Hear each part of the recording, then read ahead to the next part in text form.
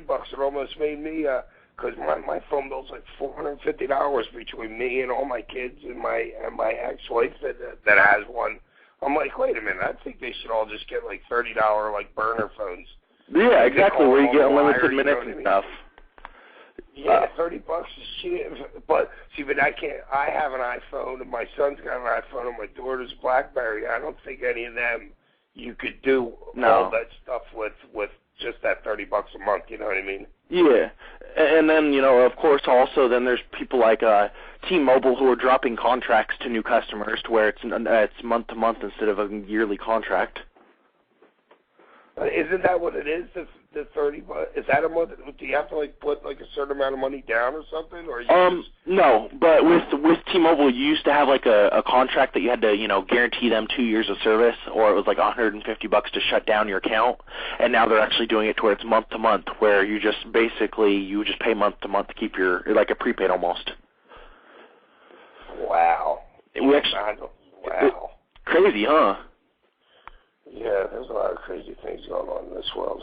We do have actually another caller on the line. Actually, this one's from the 715. Caller, where's the 715 from? What's your name? 715. That's Wisconsin, the middle of the state. Well, Scott Baby Doll, did you know 715? No, but I've been to Wisconsin. Yeah, I've been to Madison, Wisconsin tons of times. You've been to Milwaukee a few times too, man. Is that a cell number, 715, or would that be a home number? Actually, it's a home number, but they do have 715s for the cell phones too. Oh, they do. Because in my area, most of it's like you got like a 484 is cell phone. It's not like a house phone, Oh, all right. Yeah, like 610 would be a house, but a 484, it's a mobile. It's a mobile phone. All right. To do both. Hey, so you got a question for us? Actually, I was calling in about your economy question that you put out to us. Okay. Yeah. Well, how's it hurt you? Spending 4 hours on hold waiting to talk to the unemployment office. 4 hours on hold? That's how long they told me my wait time was going to be. Wow. Like, unbelievable. Has there been any what's your biggest plant like in your town? What are most people employed doing? We've got 2 mobile home making factories. We have a shoe factory. We have a tire recycling plant. We have a lot of factory work, and most of it's getting laid off. Right. Right, a lot of factory. Yeah, everybody's down. I mean, everything's getting downsized, and a lot of it's not just like your employees that know the least. It's a lot of middle management. You know what I mean? And they're the ones that are going out to your town. They're the ones that are eating out maybe on a Saturday night and a Wednesday night and stuff like that. Like your white collar people that are employed are losing their jobs too. Hey, we lost 650,000 jobs last month, and if you take us all the way back to November of last year, we're almost at 3 million.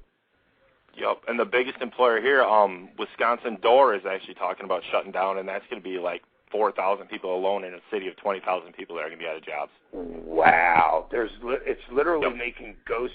It's like Gary, Indiana. I remember years ago, like in 96, 97, Gary, Indiana was desolate. It was like a ghost town. But from what I've been reading is there's going to be a lot more of these ghost towns popping up all over the United States. Until we get back to we're either going to have to, because we outsource all our if we don't make stuff anymore. That's the problem with America. We had an industrial revolution. That's how we got smarter. That's how we got more rich, by making stuff. Now we don't make things anymore. Nope. I think that's really the basic problem. It is. We send it out everywhere else. Yeah, because you can get a 12-year-old girl to sew it up in Korea for 6 cents an hour. Yep. Instead of having to pay unemployment tax and having to pay Social Security tax and federal tax and all that stuff. And health insurance for them. Which is another thing. We should have a national health care system. Yup. That's one of my biggest bills. To Mars. That's one of my biggest bills I have to worry about paying. is my medical bills, because I don't have insurance because it's too much to get and we can't afford it right now. Well, yeah, I know. I pay a ton for just myself is like $500 a month. That doesn't include the rest of my family. Wow. Yeah, because they know what I do. Because I've had them as an insurer for like a long time, and they just know what I do. But if you were like a wrestler now, and they ask you, you would just say, I work for myself, and then they don't ask any other questions. So maybe I should change, but I'm kind of. I never even used this insurance because I don't get hurt. I haven't been hurt in like years. I haven't broken a bone in probably like 5 years. Don't jinx yourself, man.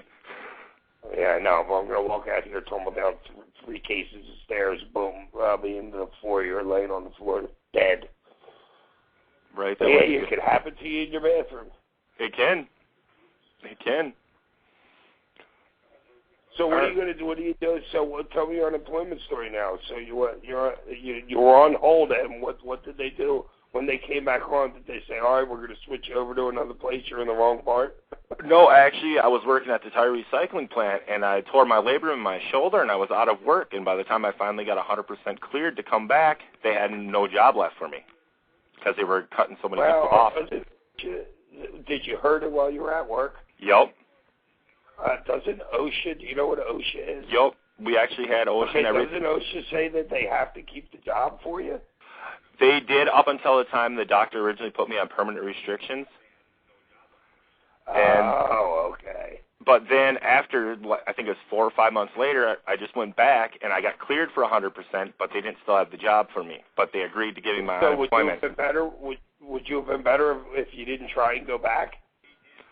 I'm actually dealing with my workplace's insurance company right now, trying to go through a whole court process with them. Because they said I didn't need the surgery. That's what they're saying? Yup. Of course that's what they're saying. It's like, you got to understand, like insurance companies, they literally have like days where they say, listen, it goes by your eyes, and we are not paying it. They'll just put it off, put it off, put it off, and put it off.